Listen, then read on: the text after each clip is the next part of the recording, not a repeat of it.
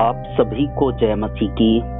और हम आज परमेश्वर के वचन से कुछ पल हम सीखेंगे कि जैसे लिखा हुआ है थिस्सलुनीकियों की पत्री उसके 2 अध्याय और उसके 16 आयत में लिखा हुआ है, कहता है हमारा प्रभु यीशु मसीह आप ही और हमारा पिता परमेश्वर जिसने हमसे प्रेम रखा और अनुग्रह से अनंत शांति और उत्तम आशा दी है, तुम्हारे मनों में शांति दे और तुम्हें हर एक अच्छे काम और वचन में दृढ़ करे।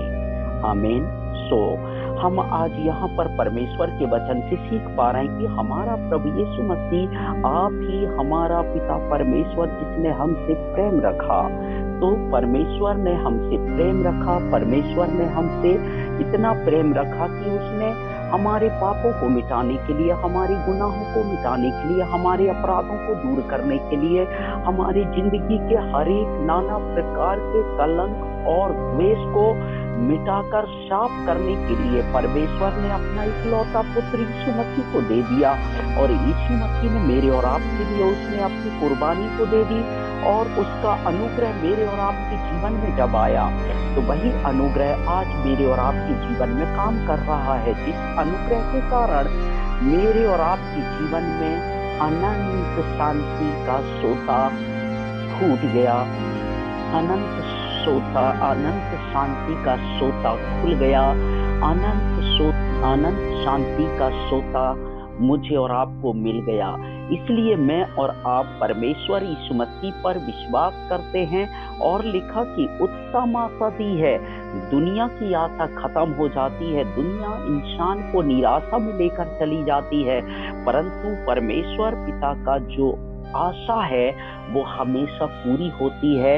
इसलिए वो मुझे और आपको कभी निराश नहीं होने देता, उदास नहीं होने देता, व्याकुल नहीं होने देता, मुझे और आपको इस संसार में भटकने नहीं देता, मुझे और आपको पाप में गिरने नहीं देता, श्रापित बनने नहीं देता, मेरे और आपकी जिंदगी को हर एक प्रकार की आशीषों की ओर लेकर चलता।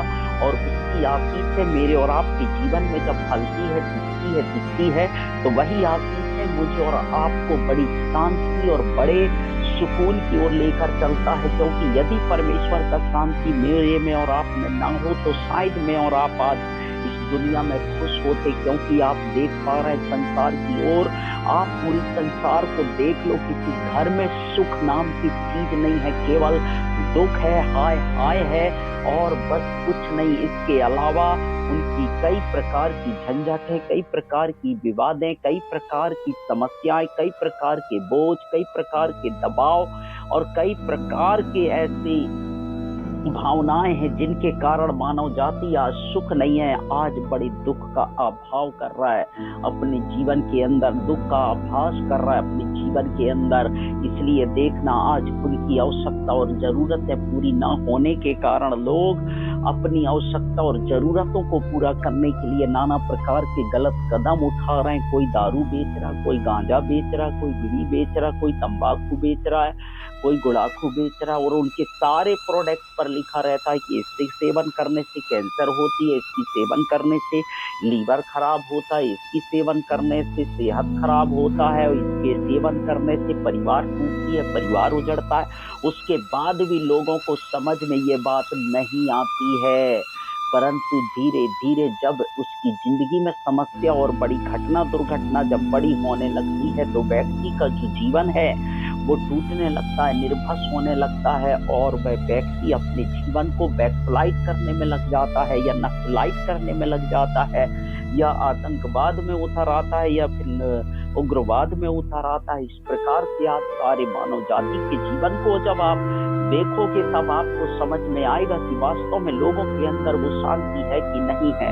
इसी शांति को पाने के लिए व्यक्ति अपने घर से बेघर हो रहे हैं, घर छोड़कर दुनिया के कोने कोने में जा रहे हैं, कोई नाना प्रकार के ऐसे जगहों पर जा रहे हैं जहां उन्हें शांति की तलाश है, सुकून की तलाश है, फिर भी आज उनकी सुकून और शांति से मुलाकात नहीं हो पा रही है।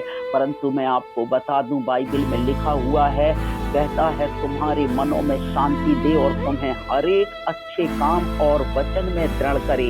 इसलिए आज हमने जब यीशु मसीह को पाया तो यीशु मसीह ने हमें अच्छे कामों की ओर लेकर जाता है। बोलता है बेटा गालियां मत दो, चोरी मत करो, लड़ाई मत करो, झगड़ा ना करो, गाली गलौज ना करो, तुच्छ मत समझो किसी दूसरे को, ऊंच नीच की भावना, भेदभाव, जाति पात की भावना, ये सारी चीजों को तुम अपने जीवन से दूर करो। कहता है यही तुम्हारी जिंदगी के एक अच्छे काम है कि आपने इन सारी चीजों का त्याग अपने जीवन से कर चुका है। और लिखा कि वचन में दृढ़ करे।